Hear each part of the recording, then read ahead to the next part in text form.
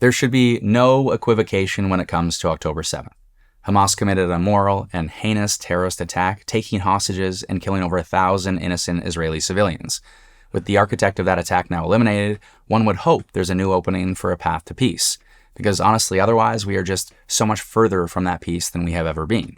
Consider that in the aftermath of October 7th, Israel responded with such indiscriminate and disproportionate force that it's razed Gaza to the ground and killed an unthinkable number of Palestinians. It's also killed aid workers and blocked the flow of humanitarian and medical supplies, causing further untold suffering. It's expanded its territorial violations of international law and has refused to abide by the ICJ's interim orders. There should be no equivocation about the immorality of that response either. Canada, alongside many other countries, has rightly called for a ceasefire and the release of hostages on countless occasions, and the world's pleas have been ignored. A UN commission recently reported on Israel's concerted policy to destroy Gaza's healthcare system and said that its relentless and deliberate attacks on medical personnel and facilities, that constitutes a war crime.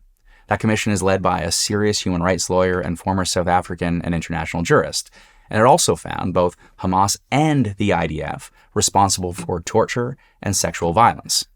Now, through its expansion of operations into Lebanon, Israel has even attacked UN peacekeepers. France, Italy, Spain, many other countries have condemned this, and the EU said such attacks against UN peacekeepers constitute a grave violation of international law. The UN Security Council reiterated that UN peacekeepers and premises must never be the target of an attack. Israel tells us that it did not target the UN peacekeepers, yet 4 warnings to steer clear of the mission's premises and operations were issued. The peacekeeping force calls it direct and apparently deliberate fire, and at this point, we've just seen too many cases of kill first, review later.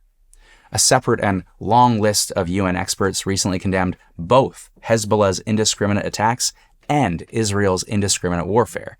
They concluded that Israel is operating as though every provision of the Geneva Conventions were null and void. A former classmate of my wife lives in Beirut, and she texted my wife to say, "They are bombing everywhere, even in places not related to Hezbollah. They even bombed near a building we own, and 2 kids died in it. This will haunt me for life. I lost hope in humanity. They will turn Beirut to Gaza if no one stops them." Of course, Gaza is now subject to a further siege, and we've recently watched displaced civilians burned alive in a hospital tent. In response, the UN Human Rights Office demanded an immediate end of the siege, noting that despite repeatedly ordering residents to move, Israeli troops reportedly sealed off North Gaza and attacked those trying to flee. 1 year later, and a ceasefire still is not in sight. And maybe that changes with the death of Sinwar. I hope it does, but I am not holding my breath. My initial instinct that President Biden could and would act to exert the necessary pressure to reach a ceasefire, well, that's been proven wrong. And if there isn't any change in course, Canada and our allies need to play a much more proactive role towards that peace. In light of the international community's restated commitment to the sanctity of peacekeeping, Canada could lead an effort to establish a UN or other multilateral coalition of countries to expand peacekeeping operations in the region. We have, as we once put it, a responsibility to protect. Now, while much of the federal government's attention should be focused on foreign policy, we also can't ignore the rise in anti-Semitism and Islamophobia here at home.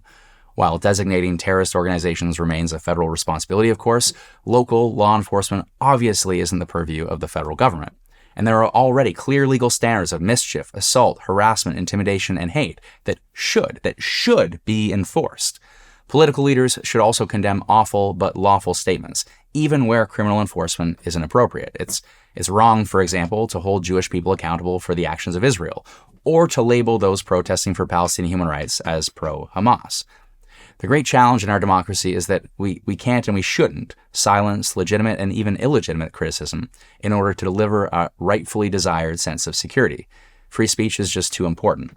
Bubble zones, for example, however well-intended, they would prevent the protests of a problematic speaker simply if they are platformed at a religious institution. Free expression rightly demands wide latitude from the law, so long as it doesn't turn into intimidation, harassment, and hate, at which point, yes, law enforcement needs to step in. All of that said, One way we can act at the federal level is to pass an amended and more focused version of the Online Harms Act that the government's already introduced. It would require platforms to identify risks and harms like an explosion of anti-Semitism, Islamophobia, and hate, to take steps to mitigate those risks and harms, and to subject the companies to independent audits of their assessment and mitigation strategies. The idea is to respect freedom of speech, but not necessarily freedom of reach. Beyond federal action abroad or here at home, we all need to be much better at listening to different viewpoints that are equally motivated by justifiable anger and pain. It's just unfortunately hard to see us getting there if the war doesn't end.